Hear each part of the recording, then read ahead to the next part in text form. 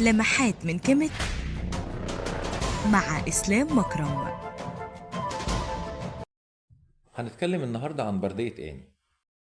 في أواخر القرن ال19 عثر بعض لصوص المقابر بمدينة الأقصر على بردية آني، وهو أحد كبار موظفي الأسرة ال19 الفرعونية حوالي 1250 قبل الميلاد.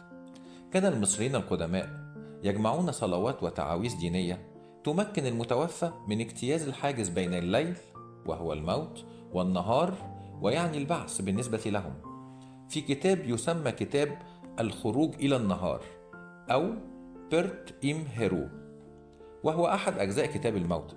هذه البردية هي الكتاب الذي تم إعداده لآني ليرشده في رحلته للعالم الآخر ويمكنه من اجتياز العقبات التي يمكن أن تواجهه. تصف البردية الخطوات التي تمر بها البا بمعنى الروح في رحلتها للعالم الآخر، وتفاصيل الحساب، الثواب والعقاب. كانت هذه المخطوطات توضع عادة في تابوت الميت، والهدف الأساسي من ذلك هو تذكرة المتوفى بأسماء الآلهة لتعريف نفسه لهم حتى ينال الحياة الأبدية.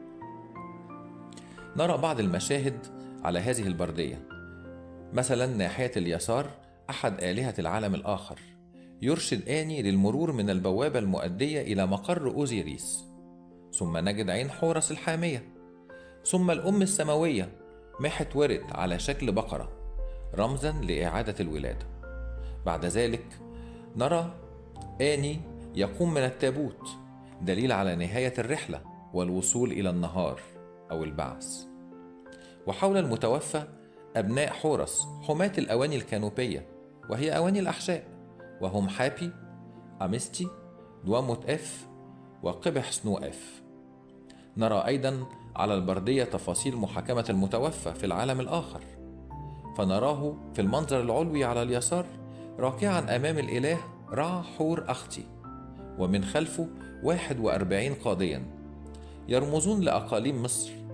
أما في المنظر السفلي إلى اليسار أيضا نجد الإله أنوبيس يصطحب المتوفى إلى الميزان، حيث يتم وضع قلب المتوفى مقابل ريشة الإلهة معت، إلهة الحق والعدالة، ووزنه.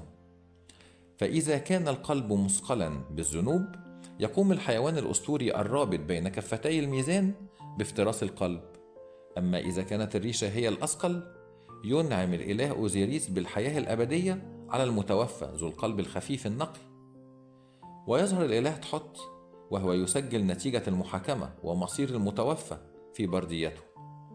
وأخيرا يأخذ الإله حورس المتوفى من يده ويقدمه للإله أوزيريس الجالس في مقصورته، ومن خلفه تقف أختاه إيزيس ونفتيس، وأمام الإله زهرة لوتس يخرج منها أبناء حورس الأربعة مرة أخرى. اعمل متابعة ولايك وشير واعمل انفايت لكل أصحابك. كيميت أصل كل شيء.